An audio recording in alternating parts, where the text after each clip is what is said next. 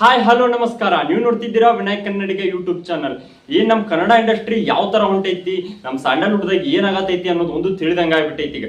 ಯಾಕಂತಂದ್ರ ಫಸ್ಟ್ ಒನ್ನೇಕೆ ನೋಡಿದ್ದು ಚಂದನ್ ಶೆಟ್ಟಿ ಮತ್ತು ನಿವೇದಿತಾ ಅವ್ರ ಡೈವರ್ಸ್ ವಿಷಯ ಆಯ್ತು. ಅದಾದ್ಮೇಲೆ ಯುವರಾಜ್ ಅವ್ರದ್ದು ಡೈವರ್ಸ್ ಕೇಸ್ ಹೊರಗೆ ಬಂತ. ಮತ್ತೀಗ ಸದ್ಯಕ್ಕೆ ಮಟ್ಟಿಗೆ ಈಗ ನೋಡಿರುವಂಗ ಚಾಲೆಂಜಿಂಗ್ ಸ್ಟಾರ್ ದರ್ಶನ್ ಅವ್ರದ್ದು ಯಾವ ತರ ಹೊಂಟೈತಿ ಅಂತ ನೀವು ನೋಡಾತಾ ಇದ್ದೀರಿ. ಮತ್ತೀಗ ಮತ್ತೊಂದು ಡೈವರ್ಸ್ ಕೇಸ್ ಬಂದೈತಿ. ಯಾರ ಮಧ್ಯೆ ಅಂತಂದ್ರ ದುನಿಯಾ ವಿಜಯ್ ಮತ್ತು ಅವ್ರ ಪತ್ನಿ ನಾಗರತ್ನ ಅವ್ರ ಮಧ್ಯೆ ಈಗ ಮತ್ತೊಂದು ಡೈವರ್ಸ್ ಕೇಸ್ ಬಂದೈತಿ. ದುನಿಯಾ ವಿಜಯ್ ವಿಚ್ಛೇದನ ಕೇಸ್ ಅರ್ಜಿ. ಕೌಟುಂಬಿಕ ನ್ಯಾಯಾಲಯದಲ್ಲಿ ಪ್ರಕರಣ ಅರ್ಜಿ ವಿಚಾರಣೆ. 3 ಗಂಟೆಯ ನಂತರ ಅರ್ಜಿ ವಿಚಾರಣೆ ನಡೆಯೋ ಸಾಧ್ಯತೆ ಇದೆ. ಬೆಂಗಳೂರಿನ ಶಾಂತಿನಗರದಲ್ಲಿರುವ ಕೌಟುಂಬಿಕ ನ್ಯಾಯಾಲಯ 2018ರಲ್ಲಿ ವಿಚ್ಛೇದನಕ್ಕೆ ದುನಿಯಾ ವಿಜಯ್ ಅವರು ಅರ್ಜಿ ಸಲ್ಲಿಸಿದರು. ಪತ್ನಿ ನಾಗರತ್ನ ನನಗೆ ಗಂಡ ಬೇಕು ಅಂತ ಹಠ ಹಿಡಿದಿದ್ದಾರೆ. ಮುಂದೆ ಕೇಸ್ನ ವಿಚಾರಣೆ ನಡೆಯುತ್ತೆ.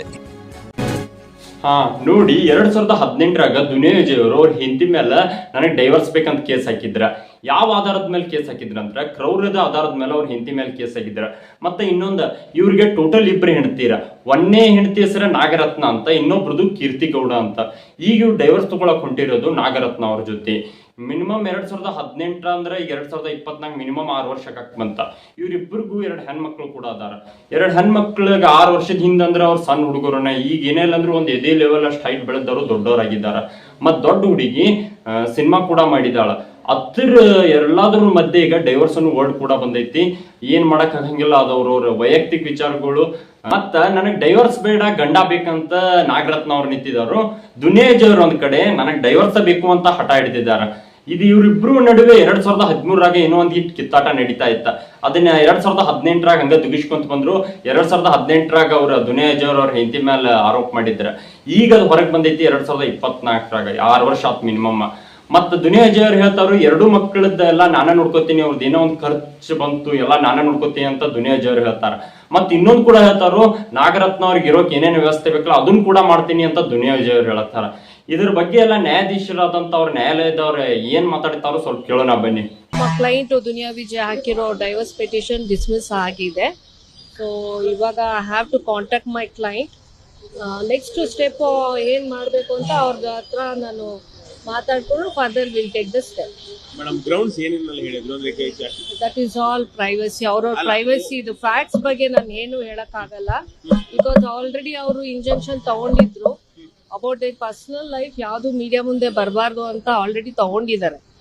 So I am not suppose to talk about the facts of the case.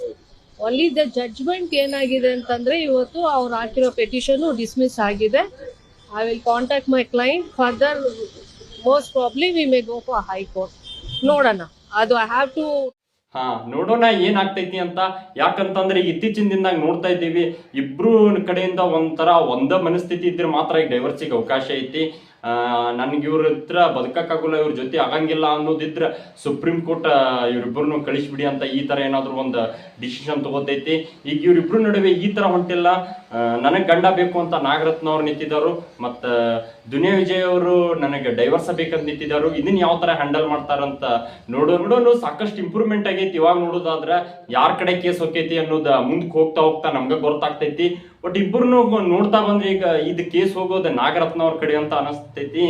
ಏನ್ ಆಕೈತಿ ಅನ್ನೋದು ಮುಂದೆ ನೋಡೋಣ. ಮತ್ತೆ ಏನಾದ್ರು ಒಂದು ಅಪ್ಡೇಟ್ಸ್ ಗಳ ಬಗ್ಗೆ ಇದ್ರೆ ಏನಾದ್ರು ಮತ್ತೆ ವಿಡಿಯೋ ಮಾಡ್ತೀನಿ ಅಂತ ಹೇಳ್ಕಸ ಈ ವಿಡಿಯೋನ ಇಲ್ಲಿಗೆ ಮುಗಿಸ್ತಾ ಇದ್ದೀನಿ. ಬಾಯ್. ವಿಡಿಯೋ ಇಷ್ಟ ಆಯ್ತಂತ ಅಂದ್ರೆ ಒಂದು ಲೈಕ್ ಮತ್ತು ಒಂದು ಸಬ್ಸ್ಕ್ರೈಬ್ ಮಾಡೋದು ಮರಿಬೇಡ್ರಿ ಅಂತ ಹೇಳ್ತಾ ಈ ವಿಡಿಯೋನ ಇಲ್ಲಿಗೆ ಮುಗಿಸ್ತಾ ಇದ್ದೀನಿ. ನಮಸ್ಕಾರ.